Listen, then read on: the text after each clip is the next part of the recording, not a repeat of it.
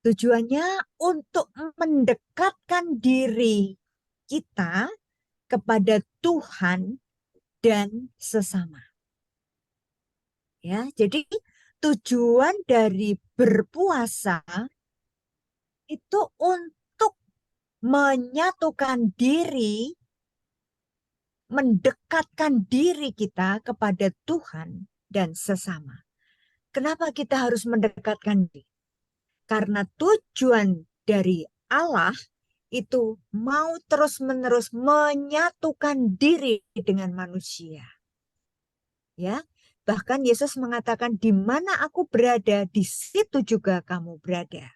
Nah, lalu berdoa lebih penting dari berpuasa atau sebaliknya, berpuasa lebih penting dari berdoa. Nah, kalau menurut teman-teman gimana nih? Mana yang lebih penting, berdoa atau berpuasa? Hmm? Ayo, siapa mau menjawab? Mana yang lebih penting? Berdoakah? Berpuasakah? Berdoa kalau Hmm? saya. Ya, Bu Rosa? Bu Rosi? Berdoa, Bu Faria. Berdoa lebih penting daripada berpuasa? Ada yang lain? Iya, Berpendapat lain? Dua-duanya, Bu. Dua-duanya. Dua-duanya. Siapa yang jawab dua-duanya ya? Maria. Iya. Betul, dua-duanya. Karena apa? Karena apa? Karena sebenarnya yang namanya berpuasa itu harus juga berdoa. Jadi kedua hal ini tidak bisa terpisahkan. Berpuasa berarti kita juga berdoa. Berdoa berarti kita juga berpuasa. Nanti kita akan lihat. Nah, puasa dan doa itu untuk menyatukan pengorbanan diri kita dengan pengorbanan Yesus yang di kayu salib. Ya. Kenapa tadi saya mengatakan bahwa berpuasa itu juga berdoa. Berdoa juga berpuasa. Jadi dua hal ini bersatu. Nggak bisa dipisahkan. Coba teman-teman perhatikan baik-baik. Di saat kita berdoa, bukankah kita juga harus membuat pengorbanan? Kita harus berdoa itu diiringi dengan pengorbanan. Ya, berkorban waktu untuk berdoa, mengorbankan hati. Karena pada saat kita sudah mau masuk dalam doa, Yesus mengatakan apa? Berdamailah dulu dengan sesama yang masih membuat kita jengkel, yang masih membuat kita sesak hati. Berdamailah dulu baru ketemu Tuhan dalam berdoa. Ya kan? Nah, itu pengorbanan. Kita harus berpuasa setiap kali kita mau berdoa. Berpuasa di sini apa? Mengekang hawa nafsu. Menghilangkan perasaan-perasaan atau pikiran-pikiran yang negatif. Itu berpuasa.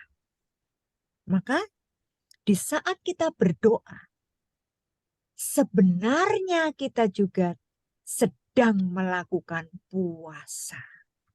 Karena berpuasa itu adalah pengekangan diri, penyangkalan diri, ya, meletakkan ego kita, nggak boleh egois, ya.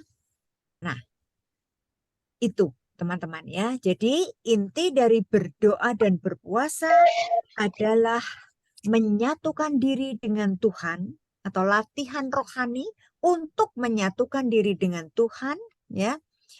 Dan sebagai goalnya adalah tujuannya terakhirnya, hasil terakhir dari berdoa dan berpuasa adalah untuk pertobatan, untuk silih dari dosa kita, untuk membayar hutang kita kepada Tuhan. Hutang apa? Hutang dosa. Ya. Jadi baik teman-teman, Itu yang harus kita tahu dulu, apa arti berdoa dan berpuasa. Kenapa Yesus pada saat berpuasa, di situ juga digoda oleh iblis. Karena Yesus walaupun secara fisik dia sedang berpuasa, 40 hari dia menahan lapar, tetapi dalam batinnya dia terus-menerus berdoa. Ya, jadi berdoa dan berpuasa itu harus selalu sinergi, bersamaan, bersatu. Baik, sekarang kita mau lihat dulu sejenak dari Injil Lukas ya tentang berdoa dan berpuasa. Kita mau menyontoh siapa nih? Figur siapa nih yang melakukan doa dan puasa? Banyak. Tetapi saya hanya mau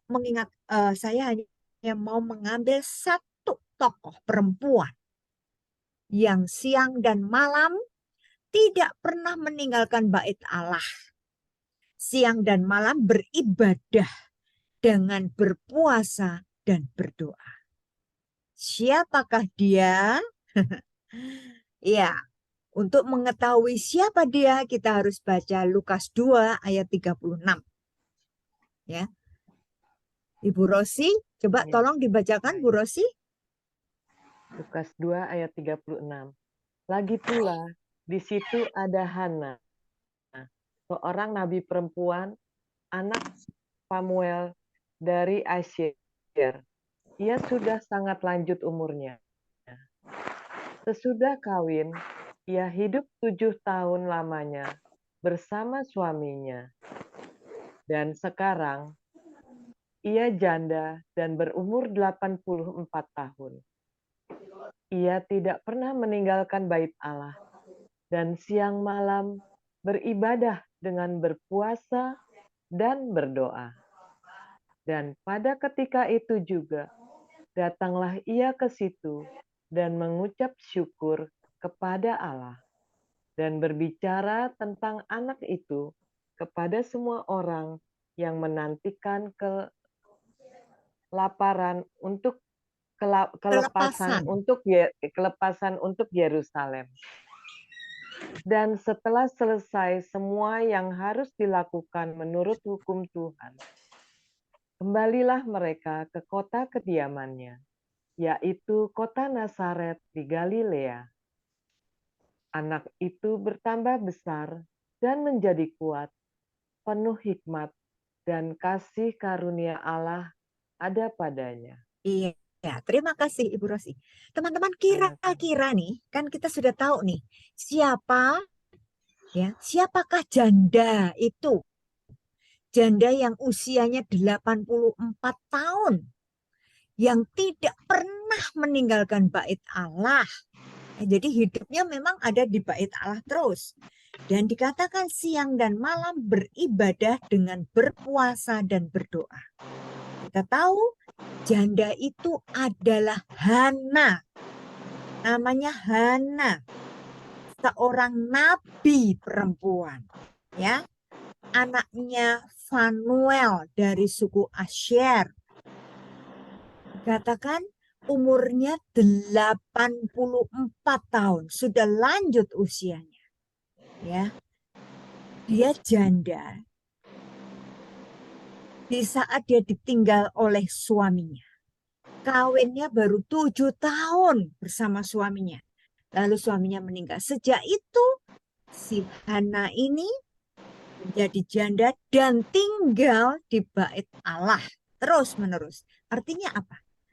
Hana ini sebagai nabi perempuan yang begitu taat menyerahkan dirinya sepenuhnya untuk Tuhan. Lalu dikatakan siang malam beribadah. Beribadah itu berdoa. Dengan berpuasa dan berdoa. Ya teman-teman ya. Nah lalu kita sekarang lihat di sini. Setelah selesai semua yang harus dilakukan menurut hukum Taurat, kembalilah mereka ke kediamannya, yaitu kota Nazaret di Galilea. Siapa itu kira-kira? Siapa yang tinggalnya di Nazaret? Siapa? Kalau pakai yang jat itu yang di pokok. Siapa ayo yang tinggalnya di Nazaret? Siapa yang tahu? Maria. Hmm? Bunda Maria. Hah? Siapa? Bunda Maria. Ini di sini dikatakan mereka. Ayo, ya kan? Setelah selesai semua itu, kembalilah mereka ke kota kediamannya, yaitu kota Nazaret di Galilea. Siapa yang ada di Nazaret? Yang tinggalnya atau asalnya dari Nazaret? Siapa yo? Yo, saya sengaja mengutipnya saya potong supaya yang atas-atas nggak usah, biar teman-teman juga berpikir. Siapa ya? Keluarga Kudus. Ah? Keluarga Kudus. Iya, siapa itu keluarga kudus? Yesus. Bunda Yesus, Maria, Maria, Santo Yosef. Yosef, dan Tuhan Yesus. Nah, jadi mereka itu adalah Bunda Maria, Santo Yosef, dan Yesus yang masih bayi. Jadi ini dikatakan di sini anak itu bertambah besar dan menjadi kuat, penuh hikmat dan kasih karunia Allah ada padanya. Siapa anak itu? Yesus. Yesus. Hmm? Yesus. Iya. Jadi ini ceritanya ya, nanti teman-teman boleh lihat di Lukas 2 ya. Saya hanya nyuplik sedikit, harusnya dibaca dari ayat 22 sampai dengan 40. Ini menceritakan Yesus yang masih bayi itu, yang masih baru umur 8 hari, dipersembahkan di bait Allah. Ini mau menunjukkan bahwa Yesus itu dilahirkan oleh Bunda Maria. Itu kenapa dipilih Bunda Maria? Karena Bunda Maria dan Santo Yosef itu adalah orang yang begitu taat kepada kehendak Tuhan. Ya, maka ingat Maria waktu diberi kabar oleh malaikat Tuhan, aku ini hamba Tuhan, jadilah padaku menurut perkataanmu. Ketaatan Maria. Lalu Santo Yosef, waktu mau secara diam-diam meninggalkan Maria tunangannya, karena dikatakan Maria sudah hamil. Tapi apa yang dilakukan Santo Yosef? Dia juga mendengarkan, ya, mendengarkan pesan dari malaikat Gabriel untuk jangan takut, jangan lari dari Maria, jangan takut untuk mengambil Maria sebagai istrimu, karena anak yang dikandung itu dari Roh Kudus. Oke, ini cerita tentang bagaimana keluarga Nazaret, keluarga kudus Nazaret, Maria, Yosef, dan Yesus itu begitu taat kepada kehendak Allah dan taat kepada hukum Taurat. Pada waktu itu semua orang bangsa Israel harus mentaati hukum Taurat. Nah, anak lelaki sulung itu harus dipersembahkan di bait Allah pada umur 8 hari. Nah, ini temanya. Tetapi yang mau kita belajar, yang kita mau soroti sekarang, kali ini kita mau melihat sosok seorang Hana, ya, seorang janda yang sudah lanjut usianya 84 tahun. Tetapi dikatakan ia tidak pernah meninggalkan bait Allah. Artinya apa? Memang dia tinggalnya di bait Allah. Teman-teman tahu kenapa dia tinggal di bait Allah? Nah, yuk. Kenapa coba? Kenapa dia tinggal di bait Allah? Siapa yang tahu? Langsung buka mic-nya. Dia seorang nabi. Yes, dia seorang nabi. Dan nabi itu pada zamannya, nabi itu tinggalnya di bait Allah. Yes, benar. Nah, lalu karena dia tinggal di bait Allah, maka yang dia lakukan 100% itu hanya beribadah. Ya, karena dia tinggalnya di bait Allah, jadi dia setiap saat beribadah. Bahkan dikatakan siang malam, artinya beribadah itu terus-menerus. Nggak ada waktu untuk shopping, nggak ada waktu untuk halan-halan ya, karena dia seorang nabi. Nah, yang istimewa di sini dia berpuasa dan berdoa. Maka ini yang saya pilih sebagai tema hari ini. Kita mau belajar bersama-sama dari mencontoh dari Hana. siang dan malam beribadah dengan berpuasa dan berdoa. Teman-teman, kita diberi waktu 40 hari lamanya. Sejak dari Rabu Abu sampai nanti Minggu Paskah, kita diajak untuk berpuasa dan berdoa. Yuk, sekarang itu dari Injil Lukas. Sekarang kita mau melihat apa yang tertulis di dalam buku harian Faustina. Kita mau belajar dari Santa Faustina. Baik, yuk siapa mau baca? Boleh langsung. BHSF 618. Ayo silakan. Saya, Bu. Yuk, Maria. langsung aja buka mic-nya. Siapa cepat, siapa dapat. BHSF 618 ya. Terdengarkah? Maaf Thomas. Maaf Thomas. Suaranya putus-putus Thomas. Maria aja Tapi yang lainnya Maria yang Oke. BASF 618. Mas Maria yang baca. Tom, suaranya putus-putus Tom. Jadi Maria yang baca ya. Maria please baca Maria. Pada awal masa Prapaskah, aku minta kepada Bapa pengakuanku sejumlah mati raga untuk masa puasa ini. Aku diminta untuk tidak mengurangi makananku, tetapi sementara makan, aku harus merenungkan bagaimana Tuhan Yesus yang tergantung pada salib, mengecap cuka dan empedu. Inilah yang harus menjadi mati ragaku. Aku tidak tahu bahwa ini akan sangat bermanfaat bagi jiwaku. Manfaat itu adalah bahwa aku harus terus-menerus merenungkan. Kira-kira ngomongnya gini, Pastor, sebaiknya mati raga untuk saya apa ya? Kira-kira begitu ya. Lalu, Pastor bilang apa? Nggak perlu mengurangi makan. Kan Pastor tahu kalau Faustina itu sudah sakit, ya kan? Sakit TBC, ya kan? Badannya pasti lemah. Jadi kamu nggak usah ngurangin makan.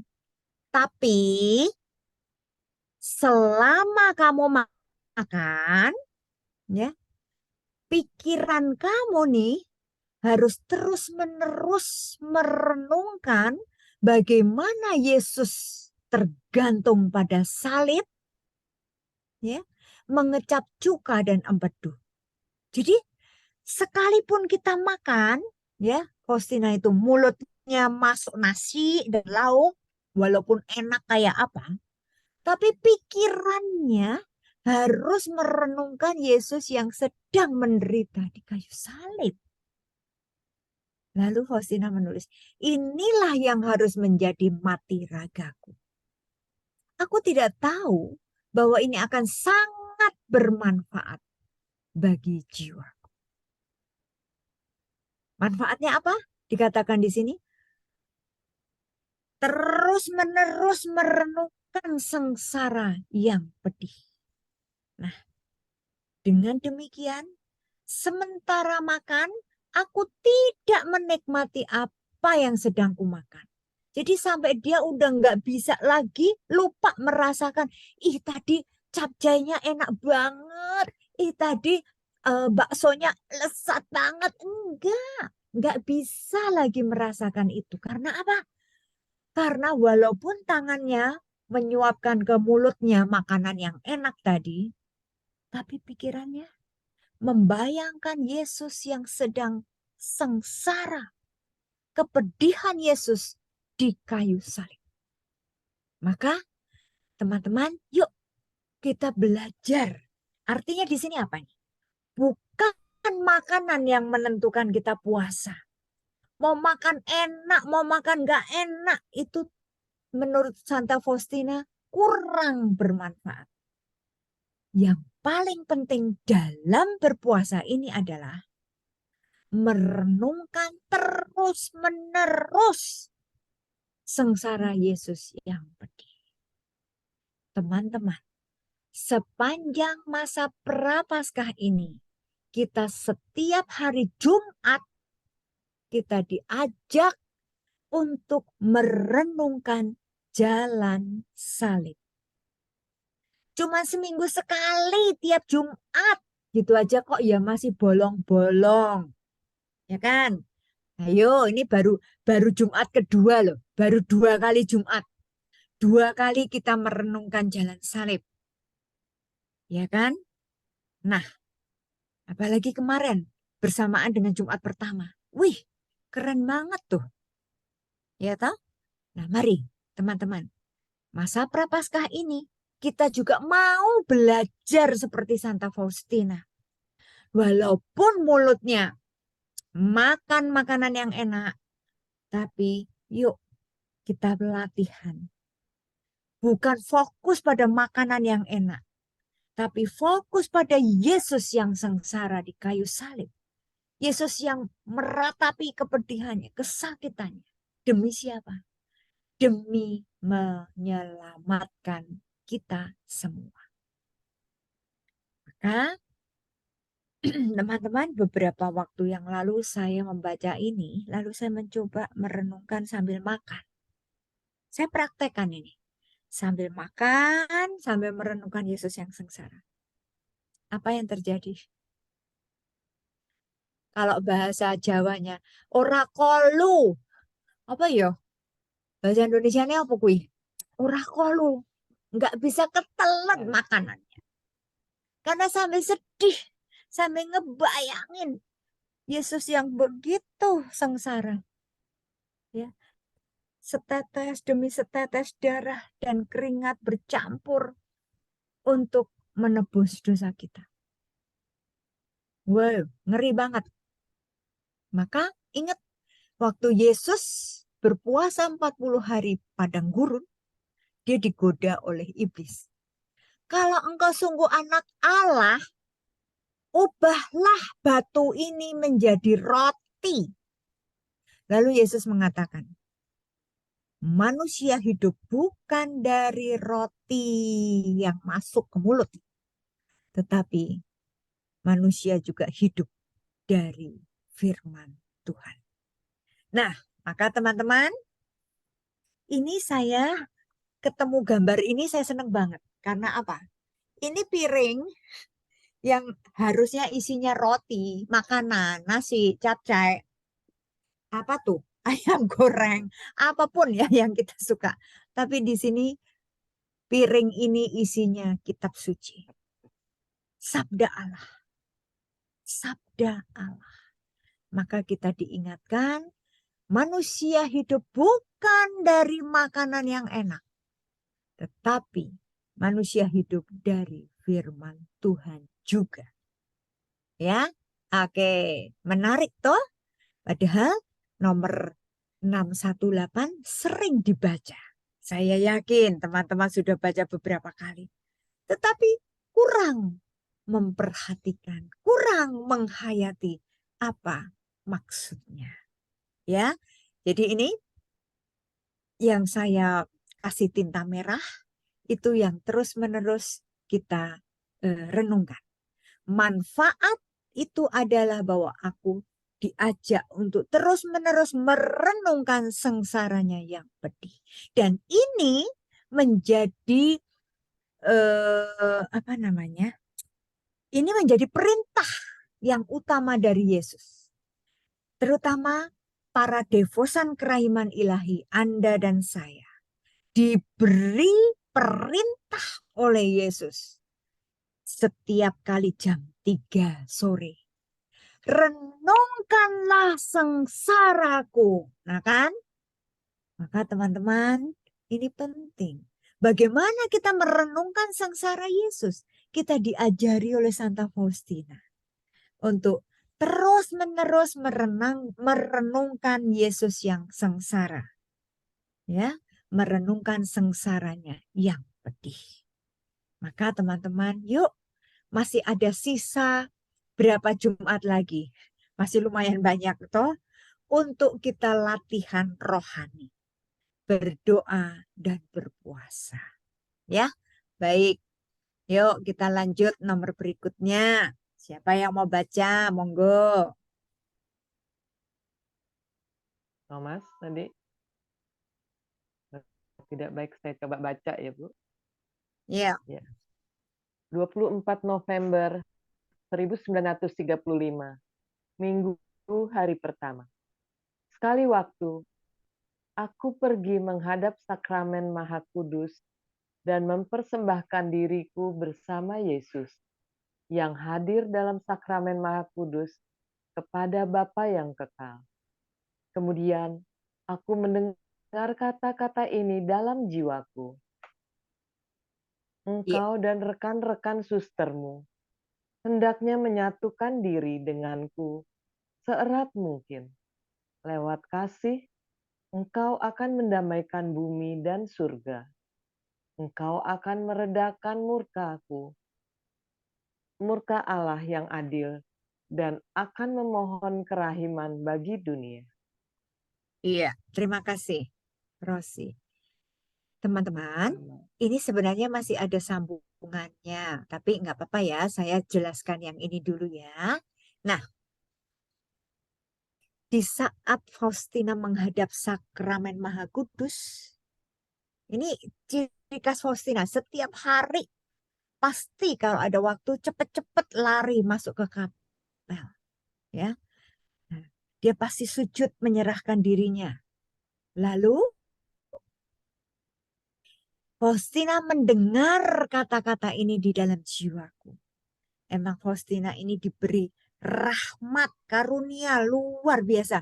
Dia diberi penglihatan, bisa lihat Yesus, Maria, ya, bahkan bisa melihat surga, pernah melihat neraka juga. Dia juga dikasih talenta mendengar suara Tuhan. Maka kita simak apa sih yang Tuhan katakan kepada Faustina. Pesannya Yesus, engkau dan rekan-rekan sustermu, ini maksudnya Yesus, kamu dan teman-teman suster yang di biaramu, ya, dikasih tugas, dikasih pesan, hendaknya menyatukan diri denganku seerat mungkin. Ya kan? Kita aja juga diberi tugas atau diberi perintah untuk selalu dekat pada Yesus. Apalagi seorang biarawan, biarawati yang memang hidupnya sepenuhnya untuk Tuhan. Maka dituntut untuk terus-menerus menyatukan diri dengan Tuhan. Lalu lewat kasih engkau akan mendamaikan bumi dan surga. Lihat teman-teman, hanya melalui kasihlah kita bisa menciptakan damai di bumi dan damai di surga. Karena melalui kasih yang Allah berikan melalui Yesus, disitulah kita merasakan kasih Tuhan yang utuh dalam diri Yesus. Dan kita yang sudah dipenuhi oleh kasih Kristus itu, kita juga dipakai untuk menyalurkan kasih Tuhan itu bagi sesama kita.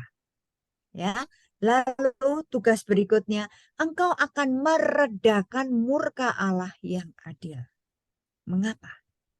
Mestinya Allah mau menghukum orang-orang yang berdosa, tetapi karena kita, ya, kita yang sudah dipenuhi dengan kasih Allah itu, ya, maka kita juga diwajibkan untuk merangkul para pendosa. Kalau kita mengajak para pendosa untuk mengenal Sang Maha Rahim, maka Allah tidak akan marah. Murka Allah diredakan. Salah satu yang harus kita ingat, bagaimana caranya murka Allah dihentikan atau dibatalkan. Dengan cara apa? Mendaraskan doa koronka. Ingat kan teman-teman?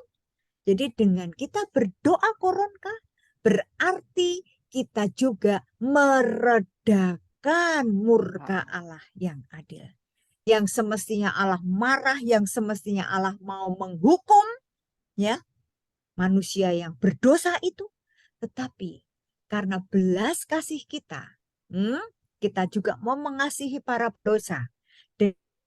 Doa koronka, ya, kita berdoa koronka tadi, demi sengsara Yesus yang pedih, tunjukkanlah belas kasih-Mu kepada kami dan seluruh dunia. Maka dengan demikian, kita sekaligus memohon kerahiman bagi dunia. Jelas itu. Demi sengsara Yesus yang pedih, tunjukkanlah belas kasih-Mu kepada kami dan seluruh dunia. Ya, jadi mari teman-teman kita menghayati doa koronka ini yang begitu dahsyat loh, doa koronka ini. Ya, oke, kita lanjutkan dulu. Ini masih di 531. Ayo, Rosi. Aku menempatkan dalam rawatan-Mu 2 permata yang sangat berharga bagi hatiku, yakni jiwa para imam dan jiwa para biarawan-biarawati. Hendaknya engkau berdoa secara istimewa bagi mereka. Mereka akan menjadi kuat kalau engkau merendahkan diri. Engkau akan memadukan doa, puasa, mati raga, kerja keras, dan semua penderitaanmu dengan doa, puasa, mati raga, kerja keras, dan penderitaanku, dan karena itu mereka akan memiliki kekuatan di hadapan Bapakku. Iya, terima kasih Bu Rosi. Teman-teman, ini penting ya. Dikatakan begini, hendaknya engkau berdoa secara istimewa. Bagi siapa? Bagi para jiwa para imam dan jiwa para biarawan-biarawati. Itu menjadi tugas kita semua sebagai umat beriman. Anggota gereja, kita wajib mendoakan para imam dan juga para biarawan dan biarawati. Sekali lagi, di dalam gereja Katolik kita diajak sebulan sekali fokus mendoakan para imam, biarawan, dan biarawati.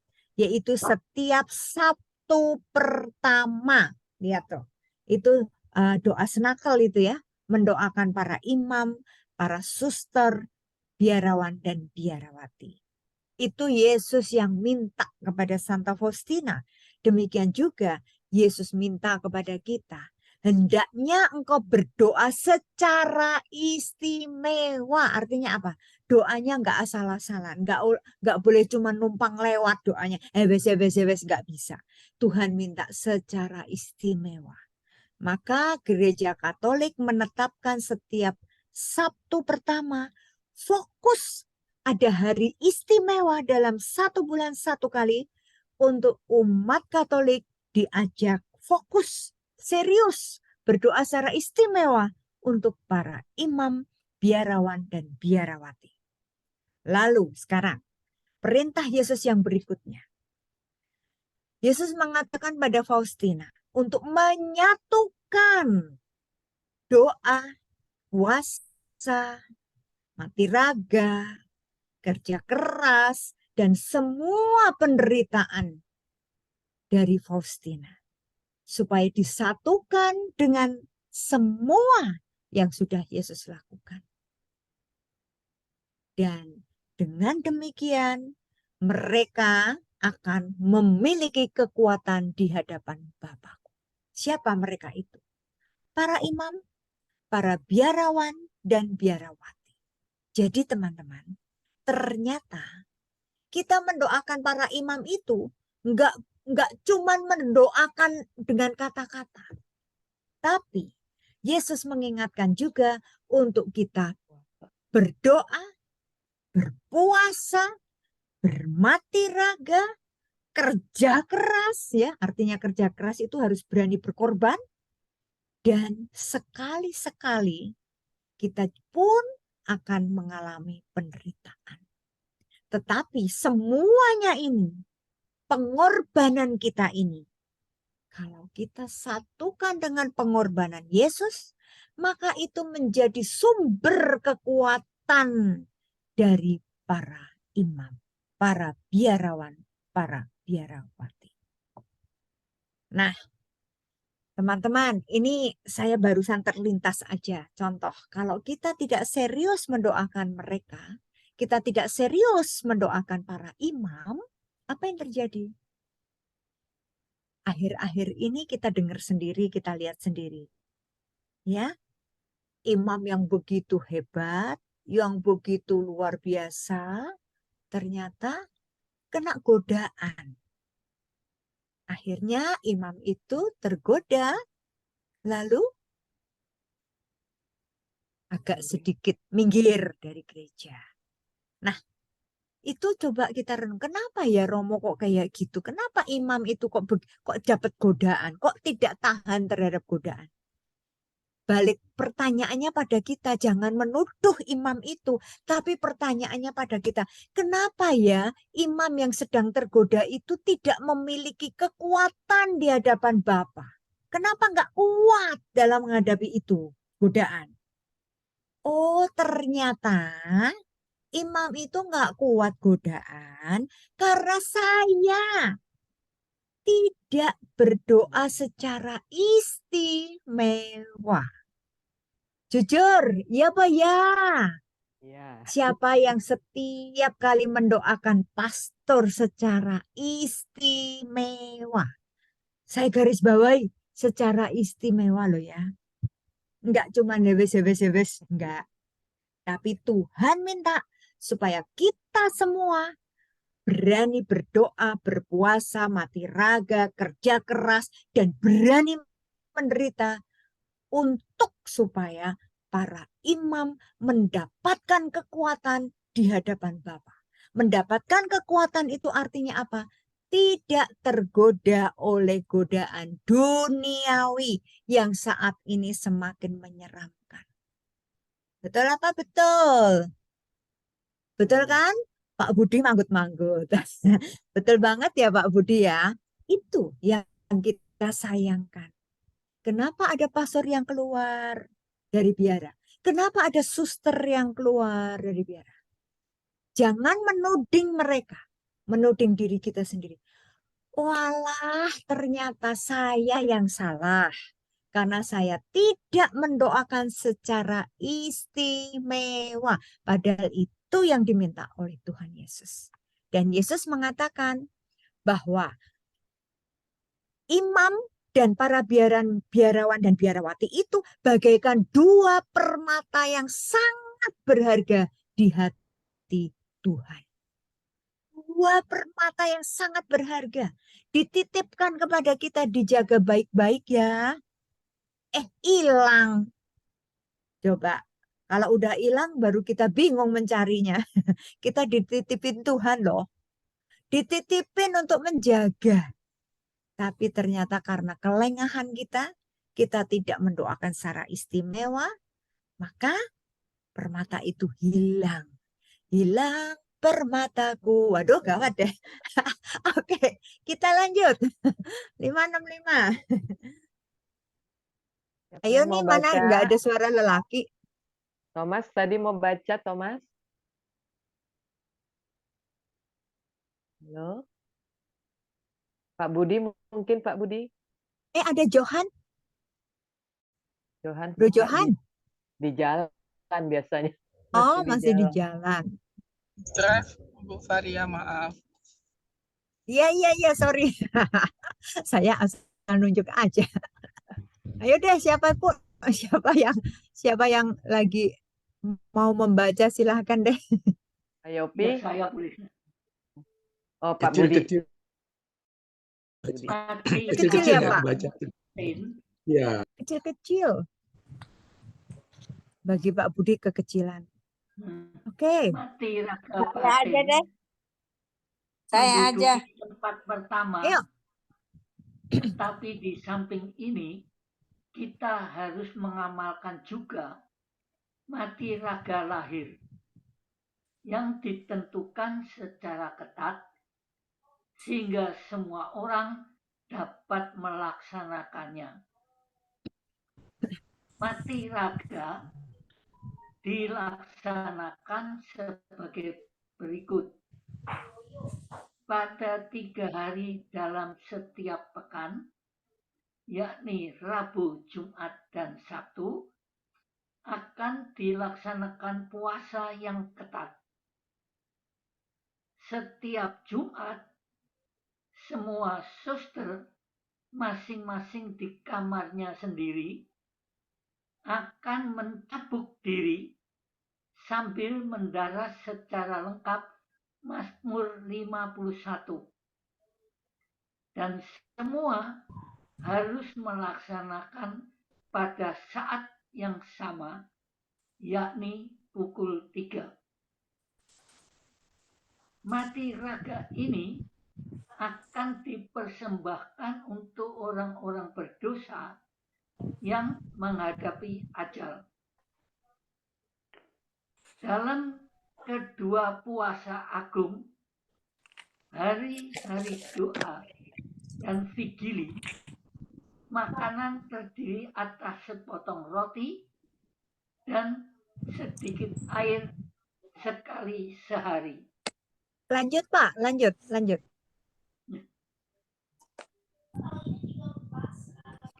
Hendaknya setiap suster berusaha mematuhi mati raga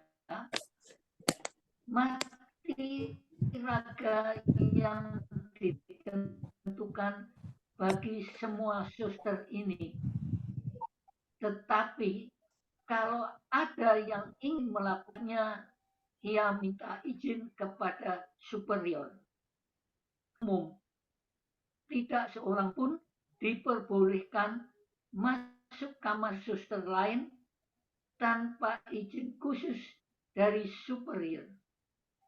Tetapi superior hendaknya kadang-kadang masuk secara tidak terduga ke kamar para suster, bukan untuk memata-matai, tetapi dalam semangat kasih dan tanggung jawab yang ia emban di hadapan Allah. Tidak seorang suster pun boleh mengunci pintu atau almari.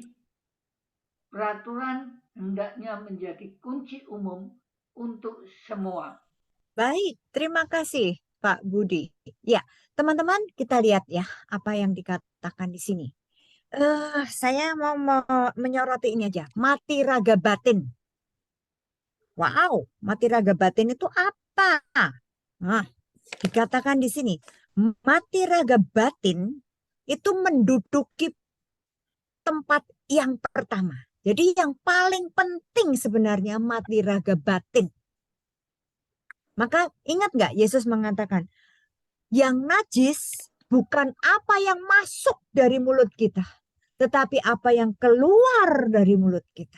Karena setiap perkataan yang keluar dari mulut kita berasal dari hati kita.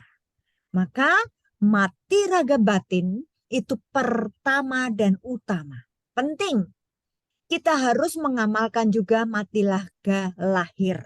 Ya, batin penting.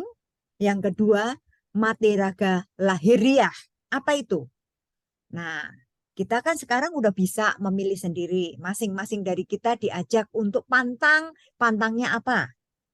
Orang yang tiap hari nggak bisa lepas dari rokok, ya pantanglah rokok. Orang yang setiap hari nggak bisa lepas dari ngomel, ya mbok pantang ngomel.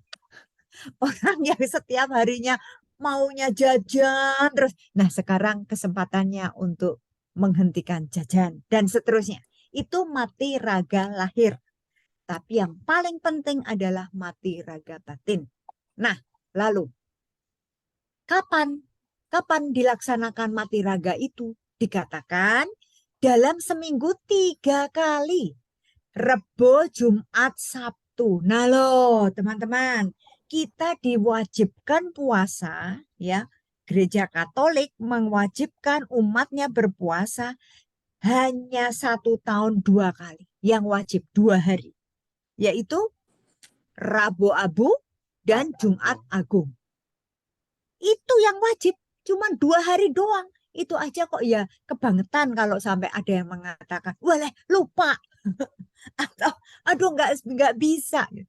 Lihat, peraturan di biara 1 minggu 3 kali. Rabu, Jumat, dan Sabtu. Ya. Lalu dikatakan di sini, setiap Jumat semua suster masing-masing di kamarnya sendiri akan mencambuk dirinya sambil mendara secara lengkap Mazmur 51. Nanti teman-teman baca sendiri Mazmur 51 apa. Tapi artinya suruh menyakiti diri sendiri, mencambuk dirinya sendiri. Ya. Itu sebagai tanda apa? Pertobatan. Menyakiti diri sendiri untuk pertobatan. Saya menyesal atas dosa-dosaku. Tuhan ampuni aku sampai dipecutin sendiri. Dan semua harus melaksanakan pada saat yang sama, yaitu pukul 3. Kenapa pukul 3? Karena kita diajak pada saat Yesus wafat, itu seluruh tubuh Yesus ada bekas cambukan-cambukan. Nah, maka di sini mau mengatakan bahwa suster-suster sebagai mempelai Kristus juga ikut ambil bagian dalam merasakan penderitaan Kristus. Merasakan Yesus yang dicambuk luar biasa. Itu jam 3, jam kematian Yesus. Nah, untuk apa tujuannya? Untuk orang-orang yang berdosa yang sedang menghadapi ajal. Teman-teman, kenapa yang diutamakan orang yang mendekati ajal? Karena mereka yang udah sekarat, yang sudah menghadapi sakratul maut itu biasanya mereka sudah tidak lagi sadar. Orang yang tidak sadar lagi, ya istilah kedokterannya koma, orang yang sudah nggak ngerti apa-apa lagi, bagaimana mereka bisa berdoa? Nonsens, mereka tidak bisa lagi berdoa.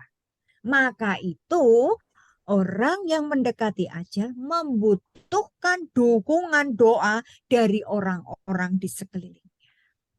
Nah, ini ya. Oke. Lalu sekarang yang berikutnya. Ternyata ada mati raga umum. Ini berlaku di susteran, di biara. Bahwa tidak seorang suster pun diperbolehkan masuk ke kamar suster lain tanpa izin khusus dari superior.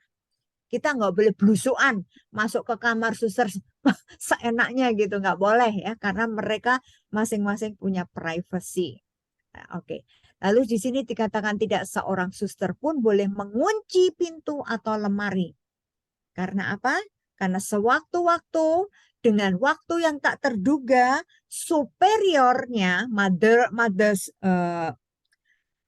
jenderalnya atau mothernya, pembimbingnya itu boleh masuk ke masing-masing kamar susternya.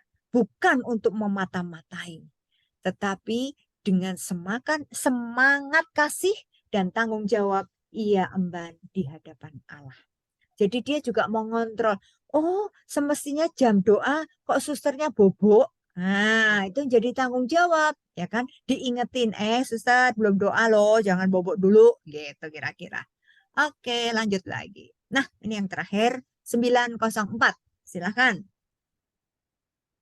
Saya deh. Dengan BHSF 904. Dalam meditasiku, aku mendengar kata-kata ini. Putriku, dengan sabar menyerahkan diri kepada kehendakmu. Engkau memberiku kemuliaan yang paling besar. Dan engkau memperoleh bagi dirimu sendiri pahala yang lebih besar daripada yang dapat kau peroleh lewat puasa atau mati raga mana. Ketahuilah, putriku, bahwa kalau engkau menunjukkan kehendakmu pada kehendakku, kau menarik perkenanan istimewa atas dirimu. Pengorbanan ini menyenangkan hatiku dan sangat manis. Aku sangat puas menikmatinya. Ada kekuatan di dalamnya. Yes, terima kasih Bro Thomas. Lihat teman-teman, dalam situasi Faustina sedang meditasi. Ya, Yesus mengatakan, putriku dengan sabar menyerahkan diri kepada kehendakku. Itu artinya kita juga diajak untuk mengikuti kehendak Tuhan. Jangan mengikuti kehendak kita sendiri. Ya, kita diajari doa Bapa kami. Jadilah kehendak-Mu di atas bumi seperti di dalam surga. Maka dengan kita menyerahkan diri pada kehendak Tuhan, itu berarti kita telah membahagiakan Tuhan, menyenangkan hati Tuhan. Nah, kita itu namanya memuliakan Tuhan. Kemuliaan yang paling besar adalah kita menyerahkan kehendak kita kepada kehendak Tuhan. Ya. Nah, lalu dikatakan di sini, ketahuilah putriku bahwa kalau engkau menundukkan kehendak-Mu kepada kehendak-Ku, berarti engkau menarik perkenan istimewaku atas dirimu. Yesus itu paling bahagia, dikatakan di sini. Pengorbanan ini menyenangkan, Tuhan juga memuliakan Tuhan, ya. Kalau kita mau menyerahkan kehendak kita kepada kehendak Tuhan. Jadilah kehendak-Mu di atas bumi seperti di dalam surga. Nah, mari teman-teman kita praktekkan. Jangan cuma hafal di mulut, tetapi bagaimana kita mau menundukkan kehendak kita dan mengikuti kehendak Tuhan. Mari kita pantang dengan cara mati raga, yaitu mati raga batin. Menghilangkan, menundukkan, menghilangkan, mengesampingkan, membuang kehendak atau kemauan kita sendiri. Dan mengikuti kehendak Tuhan. Dengan demikian, puasa mati raga kita, pengorbanan kita, sungguh-sungguh menyenangkan hati Tuhan. Amin. Yuk kita praktek ya teman-teman. Terima kasih. Semoga kita semua dimampukan untuk sepanjang masa Prapaskah ini kita boleh mempraktekkan mati raga dan puasa kita. Ya, mati raga, puasa kita itu tujuannya untuk apa tadi? Menyatukan diri dengan Tuhan. Lalu targetnya apa? Mempersembahkan silih atau pertobatan dan juga untuk mendoakan orang-orang yang berdosa. Begitu dari saya. Semoga kita semua pada malam hari ini semakin dibukakan pikiran kita dan semakin rajin untuk mati raga. Yang penting tadi mati raga batin. Yuk teman-teman praktek. Batin kita ini yang harus terus-menerus dilatih. Segala sesuatu itu harus tergantung dari latihan. Jam terbang. Tidak ada yang mengatakan, aku nggak bisa. Tidak ada istilah tidak bisa. Ya, kalau kita mau latihan, segala sesuatu pasti mudah. Maka yuk, di sisa masa Prapaskah ini, kita mau praktek, kita mau latihan, ya. Teorinya kita udah tahu, sekarang tinggal praktek. Dan ingat, Yesus mengatakan apa? Siapakah ibuku? Siapakah saudaraku? Ayo. Semua orang yang melakukan kehendak Bapakku, itulah ibuku, itulah saudara lakiku, itulah saudara perempuanku. Jadi, yang paling penting adalah kita menjadi pelaku firman. Yes, terima kasih.